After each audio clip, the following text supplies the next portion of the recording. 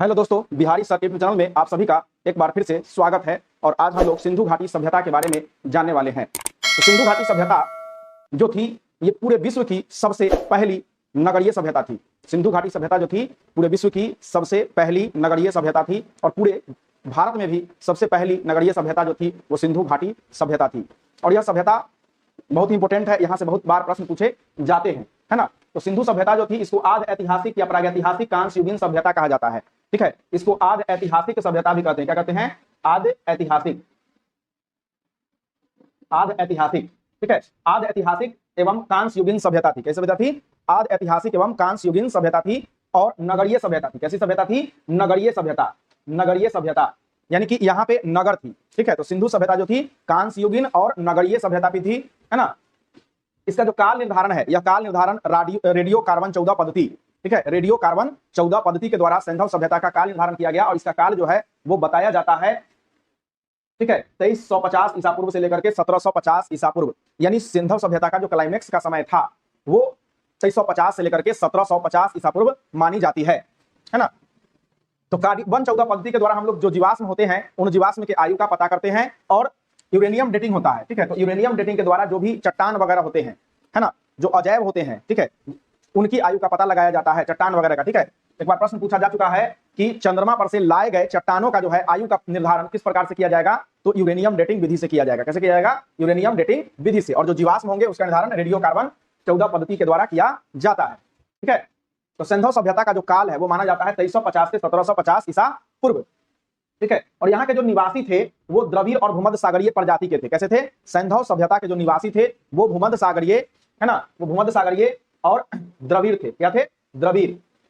द्रविड़ प्रजाति के माने जाते हैं, भूमध्य सागरीय प्रजाति के माने जाते हैं। सिंधु जो सभ्यता था उसका क्षेत्र जो था वो त्रिभुजाकार क्षेत्र था। ठीक है, उसका क्षेत्र कैसा था? त्रिभुजाकार क्षेत्र था। अगर बात किया जाए तो उत्तर में मांडा, ठीक है, उत्तर में सबसे सिंधु सभ्यता के क्षेत्र में सबसे उत्तर में जो पड़ता है वो पड़ता है मांडा। ठीक है, मांडा पड़ता है जम्मू कश्मीर में। उसके बाद यहाँ देखिएगा तो दक्षिण में पड़ता है दाइमाबाद।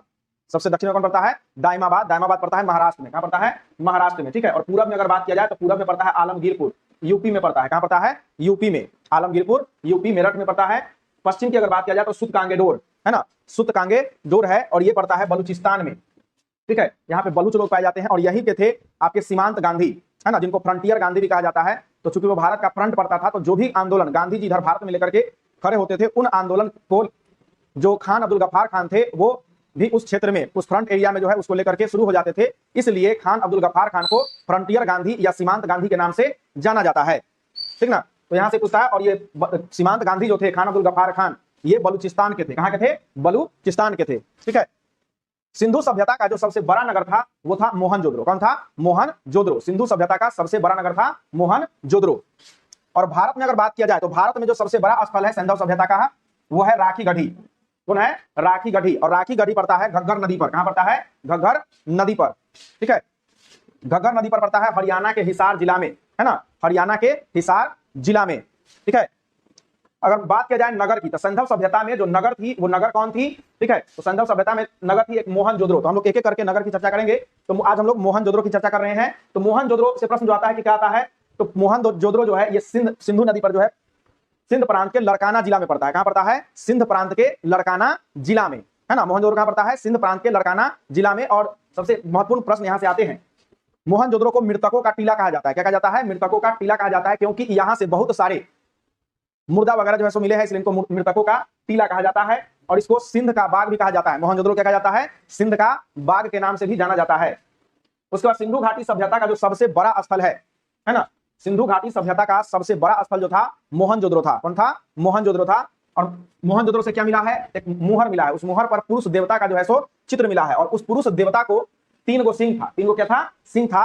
और सिर पर 3 गो सिंह था। और उसके चारों तरफ जो अन्य जानवर थे, बाघ, भैंसा, गैंडा, हिरन, ठीक है, ये उनको घेरे हुए थे और घेर करके बैठे हुए थे। तो इसको जो है महादेव का रूप, जो पशुपतिनाथ है ना, महादेव का रूप है पशुपति, तो पशुपति से इसकी तुलना की गई है और इसके उसी का रूप बताया गया है। ठीक है, तो इसका भी प्रमाण कहां से मिला है? मोहनजोदड़ो से मिला है। उसके बाद यहां से सबसे जो फेमस चीज है स्नानागार और अन्नागार।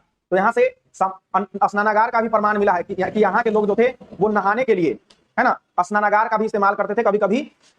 उसके बाद अन्नागार का प्रमाण मिला है। तो यहाँ के लोग जो थे अन्नागार यानी कि अन्न रखने की जो जगह होती है उसको अन्नागार कहते हैं, है ना। यानी अभी के डेट में उसको गोदाम कह सकते हैं। तो गोदाम भी उस समय था। अब गोदाम था इसका मतलब यह है कि उन लोगों को खाने से ज्यादा यानी कि सरप्लस जो है बच जाता होगा, अधिशेष बच जाता होगा, तभी तो लोग बेचते होंगे या फिर स्टोर करके रखते होंगे, है ना। तो अन्नागार का भी प्रमाण मिला है। उसके बाद कुंवरदार बैल का प्रमाण मिला है ना, कुंवर वाला बैल जिसको अभी बसा शब्द होता है, तो बसा सबको देखिएगा तो उसको कुंवर निकल होता है ना। तो उस कुंवरदार सांड का जो है प्रमाण मिला है बैल का। उसके बाद मोहनजोदड़ो से मिला है कांसा के नर्तकी की मूर्ति। क्या मिला है? कांसा के नर्तकी की मूर्ति, है ना, कांसा के नर्तकी की मूर्ति मिली है। सूती कपड़ा का भी यहां से प्रमाण मिला है, ठीक है।